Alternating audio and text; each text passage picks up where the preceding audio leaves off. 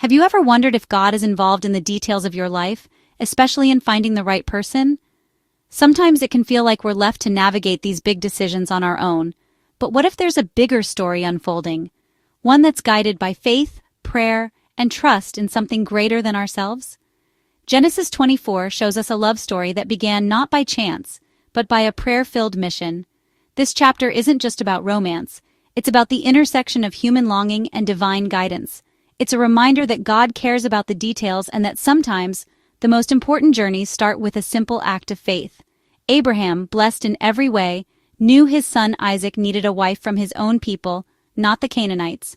He understood that the future of his family and the promise God had given him depended on this choice.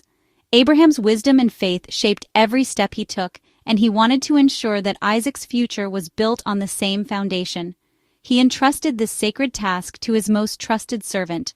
This wasn't just an errand, it was a mission that would impact generations to come. The servant was chosen not just for his loyalty, but for his faithfulness and understanding of the gravity of the task.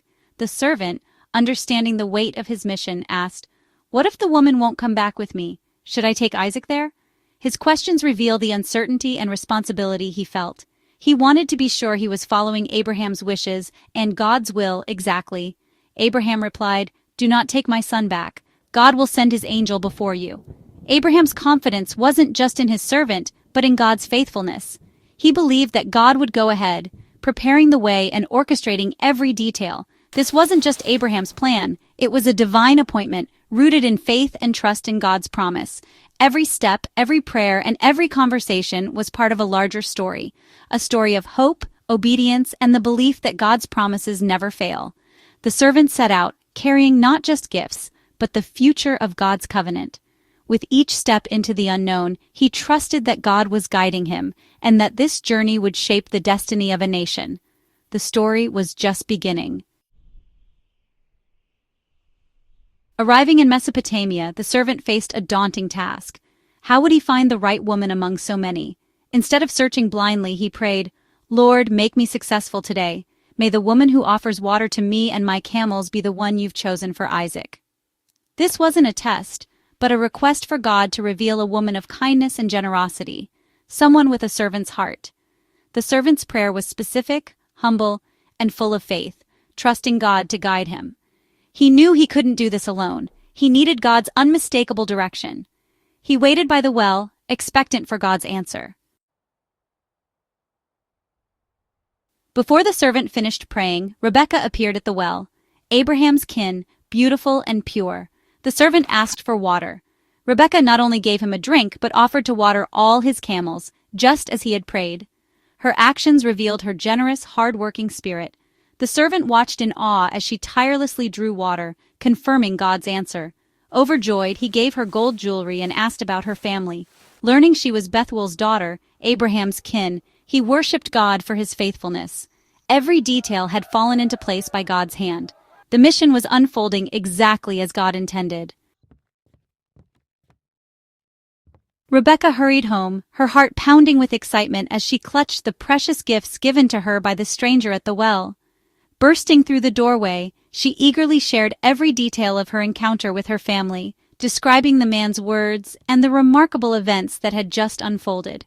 Her family gathered around, marveling at the beautiful jewelry and listening intently to her story, sensing that something extraordinary was taking place.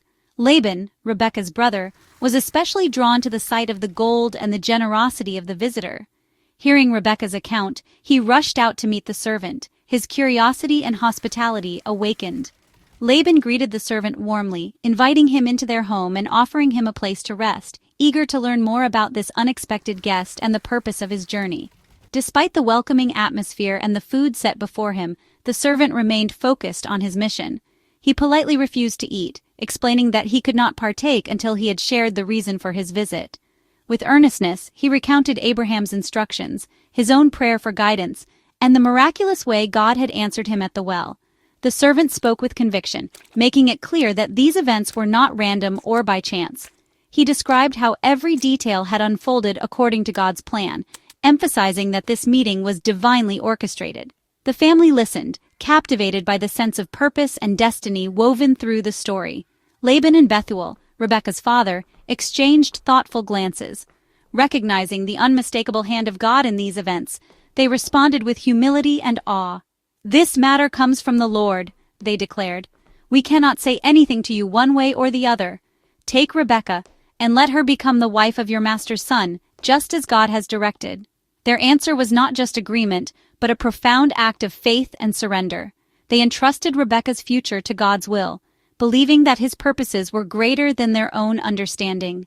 Overwhelmed with gratitude and awe, the servant bowed low in worship, giving thanks to God for guiding every step of his journey and for the family's willingness to trust in the Lord's plan. The family, too, reflected on the significance of what was happening. They realized this was not just a marriage arrangement, but a moment of destiny, a divine appointment that would shape the future of many generations. As the sun rose over the land, God's plan was set in motion, and the journey toward a new chapter in his promise continued. With the family's blessing, the servant gave gifts to Rebekah and her family, sealing the betrothal. The next morning, eager to return, the servant asked to leave immediately. The family hesitated, wanting more time, but the servant insisted on God's timing. Remarkably, they let Rebekah decide. When asked, "Will you go?" she answered, "I will go." In that moment, Rebekah chose faith over comfort, stepping into the unknown, trusting God's leading. Her courage mirrored Abraham's own faith years before. She left her home, believing God had a purpose for her journey. This was a leap of faith that would shape generations. Rebekah departed with a blessing. "May you become the mother of thousands." She journeyed toward her new life. Meanwhile, Isaac was in the field, meditating, praying, waiting, seeking God. As the caravan approached, Isaac looked up. Rebekah saw him too. Their meeting was divinely timed. Rebekah veiled herself in humility as she met Isaac. The servant recounted the entire story, testifying to God's faithfulness. Isaac brought Rebekah into his mother's tent, and she became his wife. He loved her and was comforted after his mother's death. Their union was more than arranged. It was God-ordained, bringing healing and hope. Genesis 24 is a story of God's providence and faithfulness, showing he's involved in every detail of our lives. Even today, this ancient narrative speaks to us, reminding us that God's hand is at work behind the scenes, orchestrating events for our good and his purpose. When we look at the journey of Abraham's servant, we see a model of trust and obedience that we can follow in our own lives. Abraham, the servant, and Rebekah each trusted God with their futures, stepping out in faith. Their willingness to surrender their plans and desires to God's will is a powerful example for us. Sometimes, we don't know what the future holds, but like them, we can choose to trust God's promises and take the next step, even when it feels uncertain. The turning point was Rebekah's "I will go," a reminder that God invites us to participate in his plan through our choices. Our willingness to say yes to God can open doors to blessings we never imagined. Each day we're faced with decisions, big and small, and God honors our faith-filled responses. Prayer is key. The servant prayed specifically and watched for God's answer.